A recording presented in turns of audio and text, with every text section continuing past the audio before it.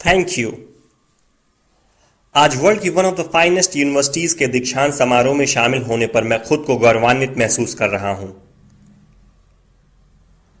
मैं आपको एक सच बता दूं, मैं कभी किसी कॉलेज से पास नहीं हुआ और आज पहली बार मैं किसी कॉलेज ग्रेजुएशन सेरेमनी के इतना करीब पहुंचा हूं। आज मैं आपको अपने जीवन की 3 कहानियां सुनाना चाहूंगा। ज्यादा कुछ नहीं, बस 3 कहानियां। मेरी पहली कहानी डॉट्स कनेक्ट करने के बारे में है। रीड कॉलेज में दाखिला लेने के 6 महीने के अंदर ही मैंने पढ़ाई छोड़ दी, पर मैं उसके 18 महीने बाद तक वहां किसी तरह आता जाता रहा। तो सवाल उठता है कि मैंने कॉलेज क्यों छोड़ा। एक्चुअली इसकी शुरुआत मेरे जन्म से पहले की है। मेरी बायोलॉजिकल मदर एक यंग अनमैरिड ग्रेजुएट स्टूडेंट थी और वह मुझे किसी और को एडॉप्शन के लिए देना चाहती थी, पर उनकी एक ख्वाहिश थी। उनकी ख्वाहिश थी कि कोई कॉलेज ग्रेजुएट ही मुझे अडॉप्ट करे। सब कुछ बिल्कुल सेट था और मैं एक वकील और उसकी वाइफ के द्वारा अडॉप्ट किया जाने वाला था कि अचानक मुझे देखकर उस कपल ने अपना विचार बदल दिया और डिसाइड किया कि उन्हें लड़का नहीं लड़की चाहिए। इसलिए तब आधी रात को मेरे पेरेंट्स, जो तब वेटिंग लिस्ट में थे, उन्हें कॉल करके बोला गया कि हमारे पास एक बेबी बॉय है, क्या आप उसे गोद लेना चाहेंगे? और उन्होंने झट से हां कर दी। पर बाद में मेरी बायोलॉजिकल मदर को पता चला कि मेरी मां ग्रेजुएट नहीं है और पिता तो हाई स्कूल पास भी नहीं है। इसलिए उन्होंने एडॉप्शन पेपर साइन करने से मना कर दिया। पर कुछ महीनों बाद मेरे होने वाले पेरेंट्स के मुझे कॉलेज भेजने के प्रॉमिस के बाद वो मान गई। तो मेरी जिंदगी की शुरुआत कुछ इस तरह हुई और 17 साल बाद मैं कॉलेज गया। पर गलती से मैंने स्टैनफोर्ड जितना ही महंगा कॉलेज चुन लिया। मेरे वर्किंग क्लास पेरेंट्स की सारी जमा पूंजी मेरी पढ़ाई में जाने लगी। 6 महीने बाद मुझे इस पढ़ाई में कोई वैल्यू नहीं दिखी। मुझे कुछ आइडिया नहीं था कि मैं अपनी जिंदगी में क्या करना चाहता हूं और कॉलेज मुझे किस तरह से इसमें हेल्प करेगा। और ऊपर से मैं अपने पेरेंट्स की जीवन भर की कमाई खर्च करते जा रहा था। इसलिए मैंने कॉलेज ड्रॉप आउट करने का निर्णय लिया और सोचा जो होगा अच्छा होगा। उस समय तो यह सब कुछ मेरे लिए काफी डरावना था, पर जब मैं पीछे मुड़कर देखता हूं तो मुझे लगता है कि यह मेरी जिंदगी का one of the best decision था। जैसे ही मैंने कॉलेज छोड़ा, मेरे ऊपर से जरूरी क्लासेस करने की बाध्यता खत्म हो गई और मैं चुपचाप सिर्फ अपने इंटरेस्ट की क्लासेस करने लगा। यह सब कुछ इतना आसान नहीं था। मेरे पास रहने के लिए कोई रूम नहीं था, इसलिए मुझे दोस्तों के रूम में फर्श पर सोना पड़ता था। मैं कोक की बोतल लौटाने पर मिलने वाले पैसों से खाना खाता था। मैं हर संडे 7 मील पैदल चलकर हरे कृष्णा टेम्पल जाता था ताकि कम से कम हफ्ते में एक दिन पेट भर के खाना खा सकूं। यह मुझे काफी अच्छा लगता था। मैंने अपनी लाइफ में जो कुछ भी अपनी क्यूरियोसिटी और इंट्यूशन की वजह से किया, वह बाद में मेरे लिए प्राइसलेस साबित हुआ। Let me give an example. उस समय रीड कॉलेज शायद दुनिया की सबसे अच्छी जगह थी जहां कैलीग्राफी सिखाई जाती थी। पूरे कैंपस में हर एक पोस्टर, हर एक लेबल बड़ी खूबसूरती से हाथों से कैलीग्राफ किया होता था। चूंकि मैं कॉलेज से ड्रॉप आउट कर चुका था, इसलिए मुझे नॉर्मल क्लासेस करने की कोई जरूरत नहीं थी। मैंने तय किया कि मैं कैलीग्राफी की क्लासेस करूंगा और इसे अच्छी तरह से सीखूंगा। मैंने सेरिफ और सैंस सेरिफ टाइप फेसेस के बारे में सीखा, अलग अलग लेटर कॉम्बिनेशन के बीच में स्पेस वेरी करना और किसी अच्छी टाइपोग्राफी को क्या चीज अच्छा बनाती है यह भी सीखा। यह खूबसूरत था, इतना आर्टिस्टिक था कि इसे साइंस द्वारा कैप्चर नहीं किया जा सकता और यह मुझे बेहद अच्छा लगता था। उस समय जरा सी भी उम्मीद नहीं थी कि मैं इन चीजों का यूज कभी अपनी लाइफ में करूंगा। लेकिन जब 10 साल बाद हम अपना पहला मैकिन्टॉश कंप्यूटर बना रहे थे, तब मैंने इसे मैक में डिजाइन कर दिया और मैक खूबसूरत टाइपोग्राफी युक्त दुनिया का पहला कंप्यूटर बन गया। अगर मैंने कॉलेज से ड्रॉप आउट नहीं किया होता तो मैक में कभी मल्टीपल टाइप फेसेस या प्रोपोर्शनली स्पेस्ड फॉन्ट्स नहीं होते और चूंकि विंडोज ने मैक की कॉपी की थी तो शायद किसी भी पर्सनल कंप्यूटर में ये चीजें नहीं होती।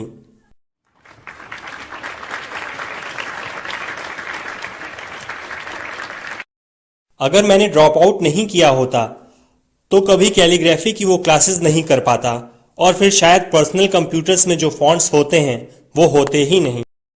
ऑफ कोर्स जब मैं कॉलेज में था तब भविष्य में देखकर इन डॉट्स को कनेक्ट करना इम्पॉसिबल था, लेकिन 10 साल बाद जब मैं पीछे मुड़कर देखता हूं तो सब कुछ बिल्कुल साफ नजर आता है। आप कभी भी फ्यूचर में झांककर डॉट्स कनेक्ट नहीं कर सकते, आप सिर्फ पास्ट देखकर ही डॉट्स कनेक्ट कर सकते हैं। इसलिए आपको यकीन करना होगा कि अभी जो हो रहा है वह आगे चलकर किसी न किसी तरह आपके फ्यूचर से कनेक्ट हो जाएगा। आपको किसी न किसी चीज में विश्वास करना ही होगा, अपने गट्स में, अपनी डेस्टिनी में, अपनी जिंदगी या फिर अपने कर्म में किसी न किसी चीज में विश्वास करना ही होगा, क्योंकि इस बात में बिलीव करना कि आगे चलकर डॉट्स कनेक्ट होंगे आपको अपने दिल की आवाज सुनने की हिम्मत देगा, तब भी जब आप बिल्कुल अलग रास्ते पर चल रहे होंगे। And that will make the difference.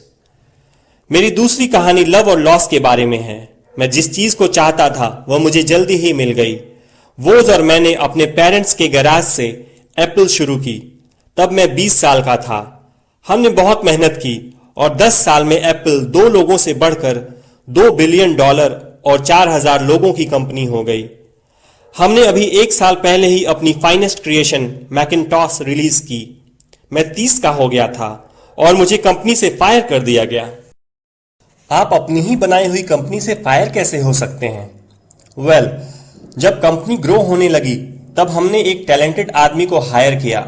मैंने सोचा कि वो मेरे साथ कंपनी रन करेगा। पहले 1 साल सब कुछ ठीक ठाक चला, लेकिन फिर कंपनी के फ्यूचर विजन को लेके हम दोनों में मतभेद होने लगे। बात बोर्ड ऑफ डायरेक्टर्स तक पहुंच गई और उन लोगों ने उसका साथ दिया। सो एट 30 मुझे निकाल दिया गया, पब्लिकली निकाल दिया गया। जो मेरी पूरी एडल्ट लाइफ का फोकस था वह अब खत्म हो चुका था और ये बिल्कुल ही तबाह करने वाला था। मुझे सचमुच अगले कुछ महीनों तक समझ ही नहीं आया कि मैं क्या करूं। मुझे महसूस हुआ कि ये सब कुछ इतनी आसानी से एक्सेप्ट करके मैंने अपने पहले की जनरेशन के एंटरप्रेन्योर्स को नीचा दिखाया है। मैं डेविड पैकर्ड और बॉब नॉयस से मिला और उनसे सब कुछ ऐसा हो जाने पर माफी मांगी। मैं एक बहुत बड़ा पब्लिक फेलियर था। एक बार तो मैंने वैली छोड़कर जाने की भी सोची, पर धीरे धीरे मुझे एहसास हुआ कि मैं जो काम करता हूं उसके लिए मैं अभी भी पैशनेट हूं। एप्पल में जो कुछ हुआ उसकी वजह से मेरे पैशन में जरा सी भी कमी नहीं आई है। मुझे रिजेक्ट कर दिया गया है, पर मैं अभी भी अपने काम से प्यार करता हूं। इसलिए मैंने एक बार फिर से शुरुआत करने की सोची। मैंने तब नहीं सोचा, पर अब मुझे लगता है कि एप्पल से फायर किए जाने से अच्छी चीज मेरे साथ हो ही नहीं सकती थी। सक्सेसफुल होने का बोझ अब बिगनर होने के हल्केपन में बदल चुका था। मैं एक बार फिर खुद को बहुत फ्री महसूस कर रहा था। इस फ्रीडम की वजह से मैं अपनी लाइफ की सबसे क्रिएटिव फेज में आ पाया। अगले 5 सालों में मैंने एक कंपनी नेक्स्ट और एक दूसरी कंपनी पिक्सर स्टार्ट की और इसी दौरान मेरी मुलाकात एक बहुत ही अमेजिंग लेडी से हुई जो आगे चलकर मेरी वाइफ बनी। पिक्सर ने दुनिया की पहली computer animated movie toy story बनाई और इस वक्त यह दुनिया का सबसे सफल एनिमेशन स्टूडियो है। एप्पल ने एक अप्रत्याशित कदम उठाते हुए नेक्स्ट को खरीद लिया और मैं एप्पल में वापस चला गया। आज एप्पल नेक्स्ट द्वारा डेवलप की गई टेक्नोलॉजी यूज करती है। अब लोरीन और मेरा एक सुंदर सा परिवार है। मैं बिल्कुल श्योरिटी के साथ कह सकता हूं कि अगर मुझे एप्पल से नहीं निकाला गया होता तो मेरे साथ ये सब कुछ नहीं होता। ये एक कड़वी दवा थी, पर शायद पेशेंट को इसकी जरूरत थी। कभी कभी जिंदगी आपको इसी तरह ठोकर मारती है। अपना विश्वास मत खोइए। मैं यकीन के साथ कह सकता हूं कि मैं सिर्फ इसलिए आगे बढ़ता गया क्योंकि मैं अपने काम से प्यार करता था। I love my work. आप रियली क्या पसंद करते हैं यह आपको जानना होगा। जितना अपने लव को फाइंड करना जरूरी है, उतना ही उस काम को ढूंढना जरूरी है जिसे आप सचमुच एंजॉय करते हो। आपका काम आपकी जिंदगी का एक बड़ा हिस्सा होगा और ट्रूली सेटिस्फाइड होने का एक ही तरीका है कि आप वो करें जिसे आप सचमुच एक बड़ा काम समझते हो। और बड़ा काम करने का एक ही तरीका है कि आप वो करें जो करना आप एंजॉय करते हो। यदि आपको अभी तक वो काम नहीं मिला है तो आप रुकिए मत, उसे खोजते रहिए। जैसा कि दिल से जुड़ी हर चीज में होता है, वो जब आपको मिलेगा तब आपको पता चल जाएगा। और जैसा कि किसी अच्छी रिलेशनशिप में होता है, वो समय के साथ साथ और अच्छा होता जाएगा। इसलिए खोजते रहिए, रुकिए मत।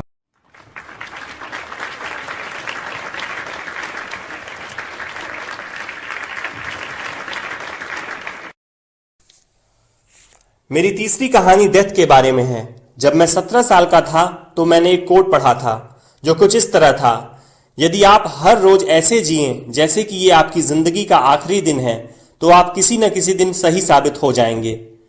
इसने मेरे दिमाग पे एक इंप्रेशन बना दी और तब से पिछले 33 सालों से मैंने हर सुबह उठकर शीशे में देखा है और खुद से एक सवाल किया है, अगर ये मेरी जिंदगी का आखिरी दिन होता तो क्या मैं आज वो करता जो मैं करने वाला हूं? और जब भी लगातार कई दिनों तक जवाब नहीं होता है, मैं समझ जाता हूं कि कुछ बदलने की जरूरत है। इस बात को याद रखना कि मैं बहुत जल्द मर जाऊंगा मुझे अपनी लाइफ के बड़े डिसीजंस लेने में सबसे ज्यादा मदद करता है, क्योंकि जब एक बार डेथ के बारे में सोचता हूं तब सारी एक्सपेक्टेशंस, सारा प्राइड, फेल होने का डर, सब कुछ गायब हो जाता है और सिर्फ वही बचता है जो वाकई जरूरी है। इस बात को याद रखना कि एक दिन मरना है किसी चीज को खोने के डर को दूर करने का सबसे अच्छा तरीका है। आप पहले से ही नेकेड हैं, ऐसा कोई रीजन नहीं कि आप अपने दिल की ना सुने। करीब 1 साल पहले मुझे पता चला कि मुझे कैंसर है। सुबह 7:30 बजे मेरा स्कैन हुआ जिसमें साफ साफ दिख रहा था कि मेरे पैंक्रियाज में ट्यूमर है। मुझे तो पता भी नहीं था कि पैंक्रियाज होते क्या हैं। डॉक्टर ने लगभग यकीन के साथ बताया कि मुझे एक ऐसा कैंसर है जिसका इलाज संभव नहीं है और अब मैं बस 3 से 6 महीने का मेहमान हूं। डॉक्टर ने सलाह दी कि मैं घर जाऊं और अपनी सारी चीजें व्यवस्थित कर लूं, जिसका इनडायरेक्ट मतलब होता है कि आप मरने की तैयारी कर लीजिए। इसका मतलब कि आप कोशिश करिए कि आप अपने बच्चों से जो बातें अगले 10 साल में करते वे अगले कुछ महीनों में कर लीजिए। इसका यह मतलब होता है कि आप सब कुछ व्यवस्थित कर लीजिए ताकि आपके बाद आपकी फैमिली को कम से कम परेशानी हो। इसका यह मतलब होता है कि आप सबको गुड बाय कर दीजिए। मैंने इस डायग्नोसिस के साथ पूरा दिन बिता दिया। फिर शाम को मेरी बायोप्सी हुई, जहां मेरे गले के रास्ते पेट से होते हुए मेरे इंटेस्टाइन में एक एंडोस्कोप डाला गया और एक सुई से ट्यूमर से कुछ सेल्स निकाले गए। मैं तो बेहोश था, पर मेरी वाइफ जो वहां मौजूद थी उसने बताया कि जब डॉक्टर ने माइक्रोस्कोप से मेरे सेल्स देखे तो वह रो पड़ा। दरअसल सेल्स देखकर डॉक्टर समझ गया कि मुझे एक बहुत ही दुर्लभ प्रकार का पैंक्रियाटिक कैंसर है जो सर्जरी से ठीक हो सकता है। मेरी सर्जरी हुई और सौभाग्य से अब मैं ठीक हूं। मौत के इतना करीब मैं इससे पहले कभी नहीं पहुंचा और उम्मीद करता हूं कि अगले कुछ दशकों तक पहुंचूं भी नहीं। ये सब देखने के बाद मैं और भी विश्वास के साथ कह सकता हूं कि डेथ एक यूजफुल बट इंटेलेक्चुअल कॉन्सेप्ट है। कोई मरना नहीं चाहता है, यहां तक कि जो लोग स्वर्ग जाना चाहते हैं वो भी। फिर भी मौत वो मंजिल है जिसे हम सब शेयर करते हैं। आज तक इससे कोई बचा नहीं है और ऐसा ही होना चाहिए, क्योंकि शायद मौत ही इस जिंदगी का सबसे बड़ा आविष्कार है। ये जिंदगी को बदलती है, पुराने को हटाकर नए का रास्ता खोलती है और इस समय नए आप हैं, पर ज्यादा नहीं, कुछ ही दिनों में आप भी पुराने हो जाएंगे और रास्ते से साफ हो जाएंगे। इतना ड्रामेटिक होने के लिए मैं माफी चाहता हूं, पर यह सच है।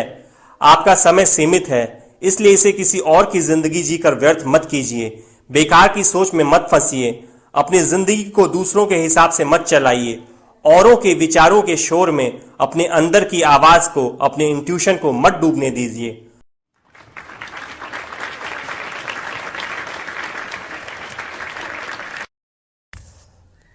जब मैं छोटा था तब एक अद्भुत publication the Whole Earth Catalog हुआ करता था, जो मेरी जनरेशंस की बाइबल्स में से एक था। इसे स्टुअर्ट ब्रांड नाम के एक व्यक्ति, जो यहां मेलॉन पार्क से ज्यादा दूर नहीं रहता था, ने बनाया था और इसने इसे अपना पोएटिक टच देके बड़ा ही जीवंत बना दिया था। ये 60 के दशक की बात है, जब कंप्यूटर और डेस्कटॉप पब्लिशिंग नहीं हुआ करती थी। पूरा कैटलॉग टाइपराइटर्स, सीजर्स और पोलराइड कैमरास की मदद से बनाया जाता था। वो कुछ ऐसा था मानो गूगल को एक बुक के फॉर्म में कर दिया गया हो, वो भी गूगल के आने के 35 साल पहले। वह एक आदर्श था, अच्छे टूल्स और महान विचारों से भरा हुआ था। स्टुअर्ट और उनकी टीम ने द होल अर्थ कैटलॉग के कई इश्यूज निकाले और अंत में एक फाइनल इश्यू निकाला। ये 70 के दशक का मध्य था और तब मैं आपके जितना था। फाइनल इश्यू के बैक कवर पे प्रातः काल की किसी सड़क का एक दृश्य था। वो कुछ ऐसी सड़क थी जिसपे आप एडवेंचरस हो तो किसी से लिफ्ट मांगना चाहेंगे, और इस पिक्चर के नीचे लिखा था स्टे हंग्री स्टे फुलिश। ये उनका फेयरवेल मैसेज था जब उन्होंने साइन ऑफ किया, स्टे हंग्री स्टे फुलिश। और मैंने अपने लिए हमेशा यही विश किया है, और अब जब आप लोग यहां से ग्रेजुएट हो रहे हैं तो मैं आपके लिए भी यही विश करता हूं, stay hungry stay foolish. Thank you all very much.